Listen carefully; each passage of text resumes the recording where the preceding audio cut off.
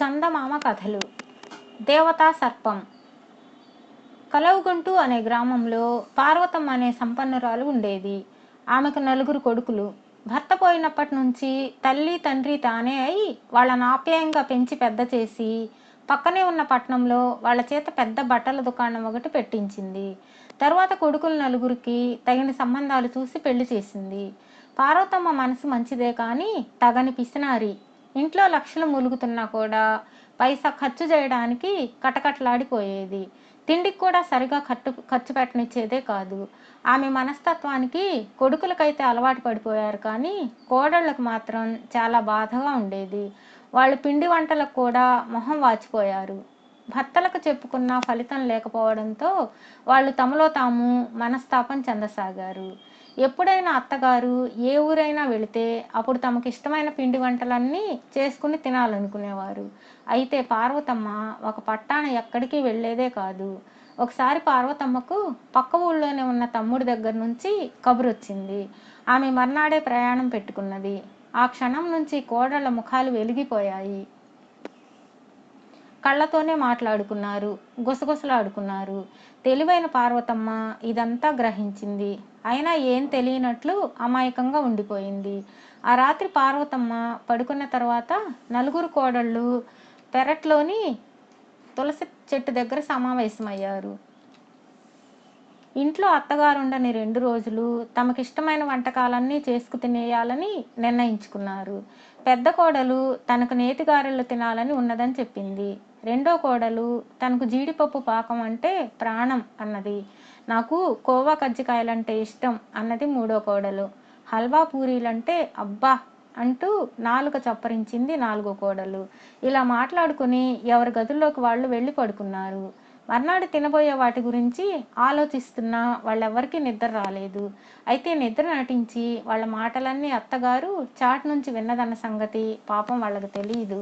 తెల్లవారుతూనే పార్వతమ్మ తన 2 ఎడ్ల బండిలో ప్రయాణమై వెళ్ళిపోయింది.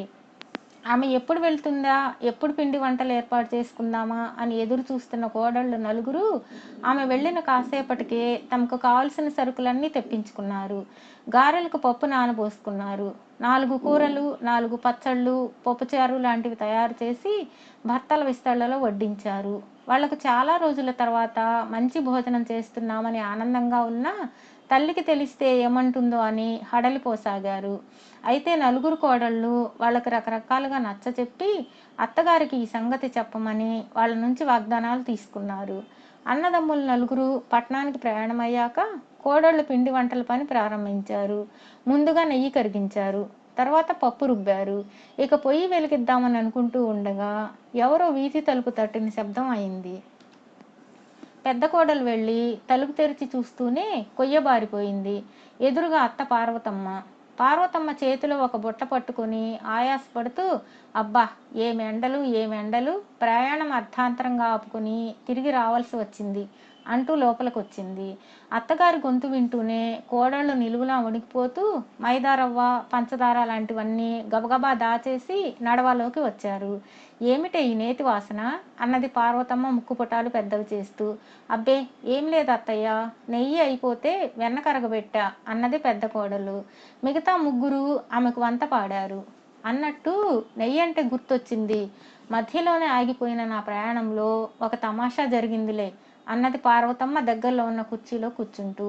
ఏమిటా తమాషా అత్తయ్య అంటూ కోడళ్ళు 4 ఆమె చుట్టూ చేరారు.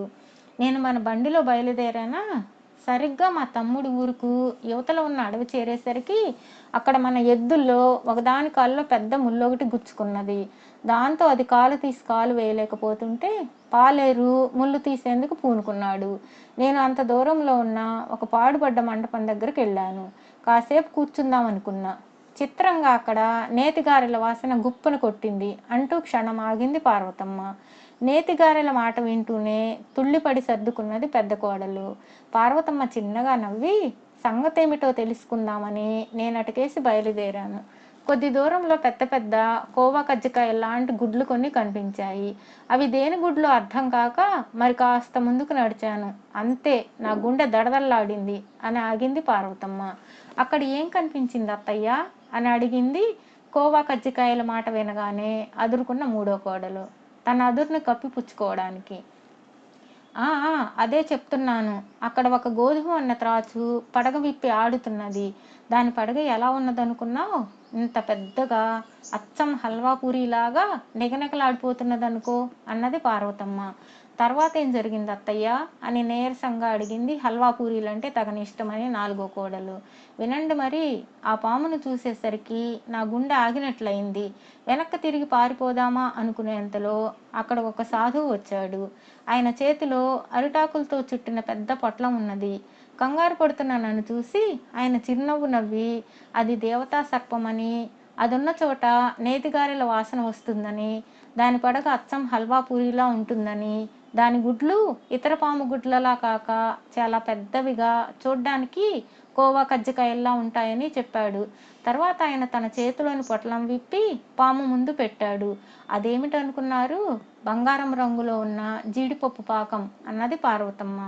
జీడిపప్పు పాకమా అని తడారిపోయిన గొంతుతో అని వెలవెలపోయింది అదిష్టమని చెప్పిన రెండో కోడలు. అవును, ఆ దేవతా సర్పం దాని వాసన చూశాక ప్రసాదంగా స్వీకరిస్తాడట సాధువు అన్నది పార్వతమ్మ. ఇంత విన్న కోడళ్ళు నలుగురికి తాము చేసిన పథకం అత్తగారికి తెలిసిపోయిందని, అందుకే ఈ పాము కథ అల్లిందని తెలిసిపోయింది. వాళ్ళు నలుగురు క్షమించమంటూ అత్తగారి పాదాల మీద పడిపోయారు. పార్వతమ్మ ఆప్యాయంగా అందరినీ లేవదీసి, అది సరే కానీ ముందు ఈ బుట్టల్లో ఏమున్నదో బయటకు తీయండి అన్నది ఆజ్ఞాపిస్తున్నట్లు.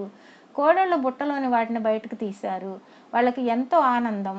బుట్ట నిండుగా వాళ్ళకిష్టమైన పిండి వంటలు. ఆనందాశ్చర్యాలతో తనకేసి చూస్తున్న కోడళ్లతో పార్వతమ్మ, క్షమించాల్సింది నేను కాదు, మీరే నన్ను క్షమించాలి. కొండంత సంపద ఉన్నా మిమ్మల్ని తిండికి కూడా మొహం వాచేలా చేశాను. ఉన్నది అనుభవించటానికి కాకపోతే మరెందుకు? ఈనాటి నుంచి మీకేం కావాలన్నా నిర్భయంగా, నిస్సంకోచంగా చేసుకుని తినండి. నాకు కూడా ఇంత పెట్టండి అన్నది. అత్త మాటలకు కోడళ్ళు ఎంతగానో మురిసిపోయారు.